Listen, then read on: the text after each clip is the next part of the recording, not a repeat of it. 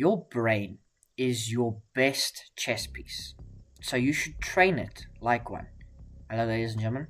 We are talking about handling psychological pressure and psychological training for chess, and this applies beautifully to both online and over the board games. And we're going to be talking about a few different things, but we're also going to be talking about what we're going to start with is why does the psychology of chess. Why is it so? Why do you feel so much more pressure and so much more anxiety around chess than potentially other sports? Now, premier athletes they train themselves not to feel pressure. They are so mentally strong that they can perform no matter what. But why do us, mere mortals, struggle so much? Well, with chess in particular, I think it's because chess for some reason gets linked to intelligence a lot. I say this to everybody. I have met chess players who are so unbelievably stupid. Chess cannot be linked to intelligence. It is just understanding how the game works and functions. I have played chess, yes, against some very clever people, but I have also seen at chess tournaments some absolute morons. So please, chess is not linked to intelligence. Let's get that out the way. Why does sorry, lost my train of thought there. In particular, with chess, common psychological challenges in chess are nerves before or during a game. Gotham Chess has spoken about this, Dingle Ren has spoken about this, I'm going to speak about it today. The nerves you feel before a game and during a game. A fear of losing or rating, a fear of losing rating, and that happens online when you get to like your peak rating or you get your rating to where you belong, and then you really don't want it to drop, but you play. And then, of course, you get overconfidence or underestimating opponents. When like, they're just whatever rating, and then they blitz you. It literally happened to me yesterday when I was playing opening roulette. I was a 500, I didn't take him seriously, and I had to scramble to get a draw. I had to scramble to get a draw. It was absolutely ridiculous. Of course, we all struggle with tunnel vision or blunders under time pressure. You let the pressure of the time, yes, you're rushing decision making, but then you kind of tunnel vision. And then when you're playing over the board, or if you play for long periods of time, mental fatigue during long rounds or events. And these are things that can happen. I know it's happened to me. I've spoken about it during my recaps in my Road to Glory. When I play these events and there's 5 rounds in one day, and they're like hour-long games, 2-hour-long games, you get really tired and you struggle to focus. Even in the most recent tournament, when I had much more free time between rounds because some of them finished quite quickly, I just sat there, and even by the end of the day, I was so tired. So why does psychological preparation matter? Well, chess isn't just about the moves; it's about mindset. Pressure that you put yourself under or you feel leads to blunders, time trouble, and tilt. Tilt is also part of this. And you need your focus, and your focus determines consistency, especially in long tournaments. That's what you got to strive for as chess players, is consistency. And that will help build confidence. So let's talk about 4 strategies about handling pressure. Number 1 is a preparation routine. In a few days' time, I will take you through how I've been preparing for the South African Open Chess Championship. But there are ways in which you can prepare. Now, a lot of these are kind of catered towards over the board, but still, it applies very much to online scenarios. So set pre-game rituals, walking, music, breathing, etc., calming yourself, getting into the zone. Visualize confident play, not just positions. Get that feel that I'm going to be in control. Sometimes you're not, but, you can visualize it, and that you're there at the board, or you're there at your computer, or you're on your phone, and you're comfortable in your position where you're playing. Maybe the position's not comfortable, but you are comfortable, too many C's, and confident. And of course, study opening lines you're comfortable with. Don't do things that, cause you to get the heebie-jeebies. I, for no reason, would play a particular position. What wouldn't I play? I wouldn't play King's Indian. With black, I would not play King's Indian, so there's no reason for me to do it. Second strategy is breathe and pause. Use the 5-second rule before critical decisions. Don't just make it. Sit on your hands if you really must or you're very anxious. Take 5 seconds, double check it, and then you can go. And your breathing helps lower your heart rate and resets your focus. That's what you got to do. Pause and breathe in the big moments. Look at Gukesh just before he won. He didn't blitz out the move. He knew it was winning. But he breathed, he took in the moment, he reset himself, and he went and he won the game.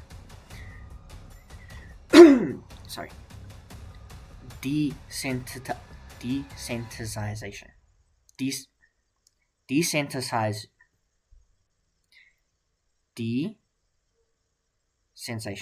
Desensitize yourself. So when you're playing strong opponents, you're going to have to play them. Do not worry about their rating. For all you know, they're the same rating as you. Pretend everybody is as good as you, and you are playing yourself. Simulate tournament settings at home. Sometimes you will play people who are lower than you. Sometimes you will play them that are much better than you. Play them and try and do it regularly. So arenas are good on chess.com, but try and play normal online games because you're being paired against people who are a similar rating to you or slightly above or slightly below.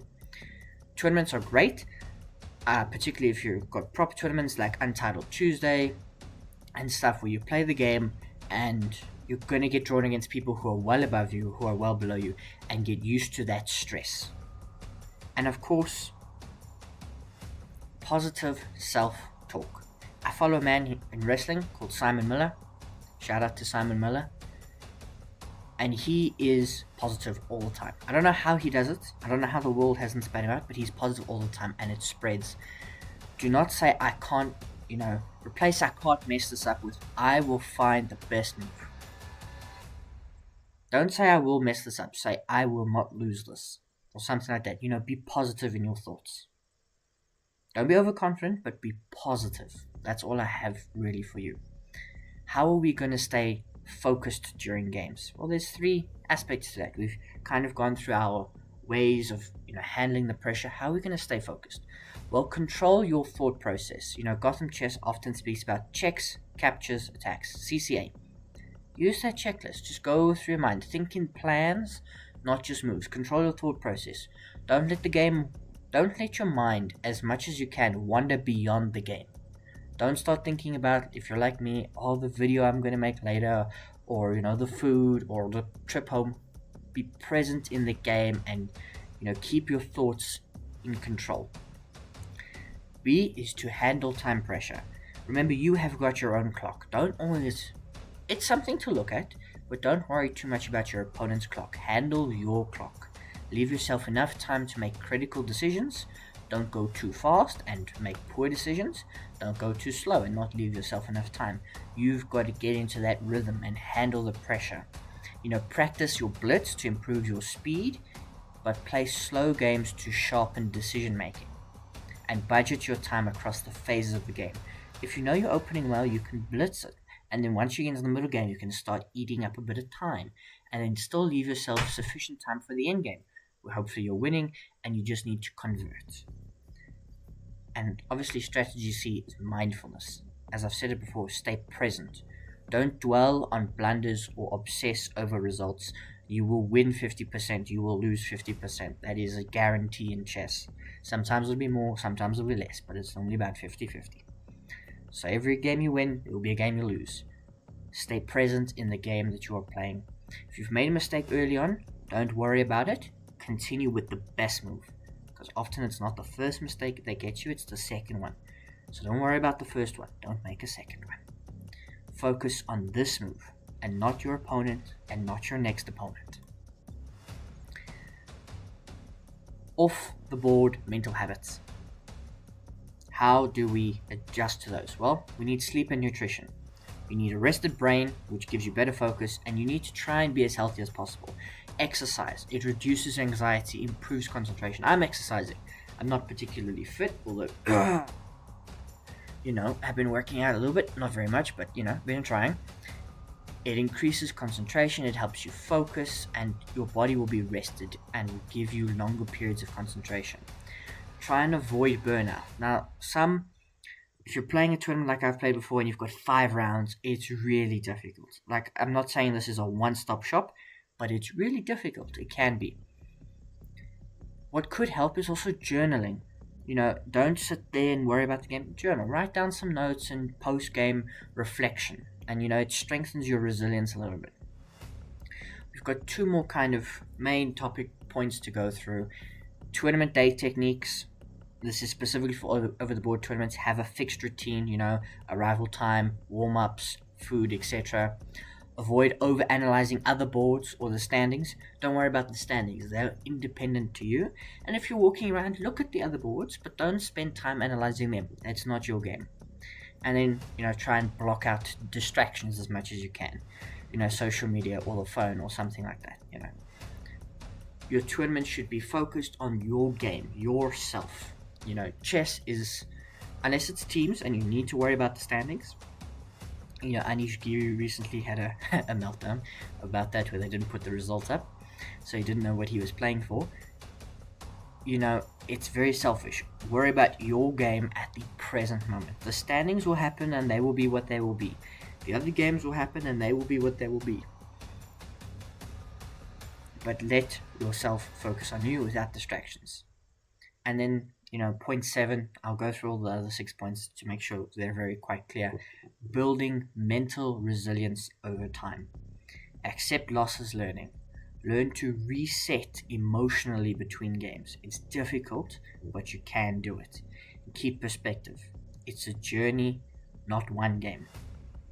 The strongest players are the ones who keep their heads when others fall apart. The strongest players are the ones who keep their heads when others fall apart. You've trained your tactics, you've trained your openings. Now train your mind. That's how you play your best when it matters. Why psychological preparation matters? Common psychological challenges in chess, key strategies for handling pressure, how to stay focused during games, off-the-board mental habits, tournament day techniques, building mental resilience over time. You've trained your tactics, you've trained your openings, now train your mind. That's how you play your best when it matters most.